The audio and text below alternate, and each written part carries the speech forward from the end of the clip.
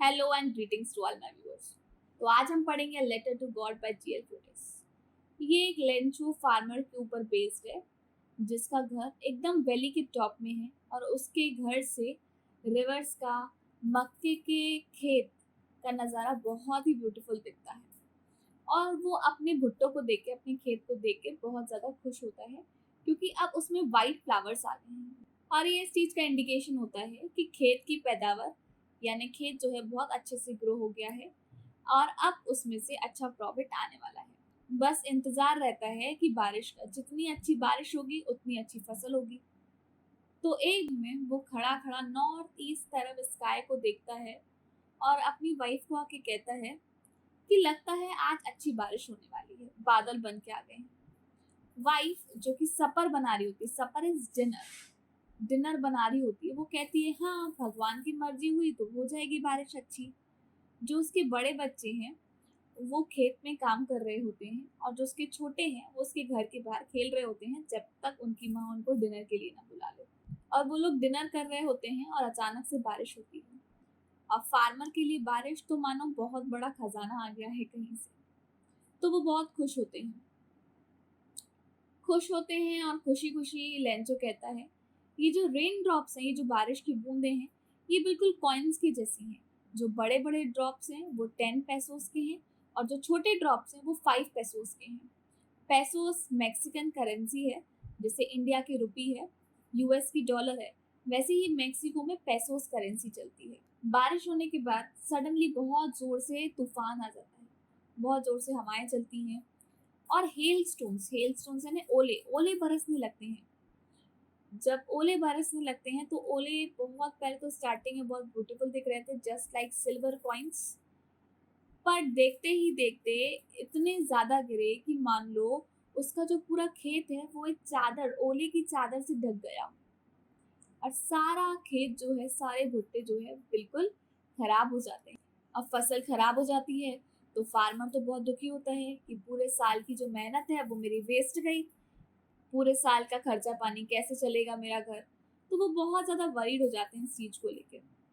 वो जाता है खेत के बीचों बीच खड़े होता है और अपने बच्चों से कहता है इससे अच्छा तो लोकस्ट, लोकस्ट एक इंसेक्ट होता है जो कि क्रॉप्स को खा जाता है। तो वो कहता है इससे अच्छा तो लोकस्ट, उसको हिंदी में टिड्डी कहते हैं, टिड्डियों का झुंड भी आता तो हमारे क्रॉप्स को इतना खराब नहीं करता।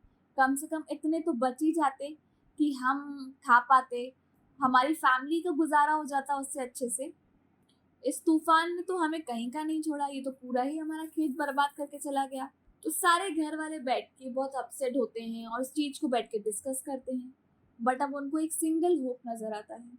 सिंगल होप क्या रहता है? होप फ्रॉम द गॉड, भगवान का। तो वो लोग कहते हैं कि तुम्हें याद है कहा जाता है कि कोई भी भूखा नहीं सोता है। तो जब उन्हें भगवान का होप नजर आता है तो वो कहते हैं हमें दुखी होने की कोई जरूरत नहीं, भगवान किसी को भूखा नहीं मरने देता है, वो है वो कुछ ना कुछ कर ही देगा। तो पूरी रात लेंचो जो है वो सोचता ही रहता है, सोचता ही रहता है एंड उसके माइंड में एक थॉट आता है एंड पूरी रात लेंचो उस थॉट को सोचता रहता है। हालांकि वो था तो फार्मर बट उसे पढ़ना लिखना अच्छे से आता था। तो बहुत सोचने के बाद वो क्या करता है, तो बहुत सोचने के बाद सुबह 4-5 बजे अच्छे मुहूर्त में वो उठता है और गॉड को लेटर लिखता है। तो वो गॉड को लेटर लिखता है और अपनी पूरी कहानी बताता है और गॉड को कहता है कि मुझे 100 पैसोस भेज दो, और जाता है पोस्ट ऑफिस और जाके मेल बॉक्स में जाके वो लेटर डाल के आता है। जब अपन लेटर डालते हैं तो उसमें एड्रेस मेंशन करना जरूर रहता है, तो एड्रेस वो लिखता है टू गॉड। तो एम्प्लॉय पोस्ट ऑफिस में जब वो लेटर उठाता है और देखता है कि उसका एड्रेस क्या लिखा हुआ है ताकि मैं उस एड्रेस पे जाके देख के आऊँ, तो वो रीड करता है टू गॉड। तो वो उसको रीड करके तुरंत हंसने लगता है कि ये इतना फनी है, टू गॉड, भगवान को कैसे लेटर पहुंच सकता है, ये कैसे हो सकता है, और ये कौन मूर्ख आदमी है जिसने भगवान को लेटर लिखा है। तो वो पोस्टमैन क्या करेगा, वो जाता है पोस्ट मास्टर के पास। तो जो पोस्ट मास्टर रहता है वो भी अच्छे नेचर का रहता है, फैट एंड एमिएबल। फैट यानी थोड़ा सा गोलू मोलू टाइप मोटू रहता है, एमिएबल मतलब फ्रेंडली नेचर। वो भी हंसने लगता है लेटर पढ़ के कि ऐसे कैसे कोई गॉड को लेटर लिख सकता है। फिर जैसे ही वो लेटर पढ़ता है वो सीरियस हो जाता है वो कहता है कि कितनी बड़ी चीज है जिस इंसान ने ये लेटर लिखा है, उसका फेथ कितना बड़ा है। काश मैं भी उस इंसान के जैसे फेथ रखता गॉड पे। तो उसके माइंड में एक आइडिया आता है कि मैं इस लेटर को आंसर करूंगा। जो रिक्वेस्ट है 100 पैसों की, वो मैं उसको दूंगा। तो वो अपने सारे एम्प्लॉयज से, और वो खुद भी, और उसके कुछ फ्रेंड्स हैं, वो आके कलेक्ट करते हैं। उसके जो फ्रेंड्स हैं वो भी एज ए चैरिटी उसको देते हैं। तो वो पूरे कलेक्शन से 70 पैसों इकट्ठे कर पाते हैं। तो 70 पैसों वो उस एनवेलप में डाल के एंड वहां पे रख के आता है, और उसमें लिखा रहता है फ्रॉम गॉड। फ्रॉम गॉड यानी भगवान से भेजा हुआ लेटर है ये। तो अब पोस्ट मास्टर सोचते हैं कि वहां पे एड्रेस तो मेंशन नहीं था लेंचो का कि कहाँ से आया है, अब मैं ये मनी कहाँ भेजूं। तो वो क्या करता है, वो एनवेलप में डालता है और वहीं पे मेल बॉक्स की वहां पे रख देता है। नेक्स्ट संडे लेंचो वापस आता है और पूछता है कि कोई लेटर आया है क्या मेरे नाम का। मतलब फेथ इतना बड़ा है उसका, ना उसने लेटर लिखते टाइम सोचा कि लेटर कहाँ जाएगा और गॉड उसको कैसे रिसीव करेंगे।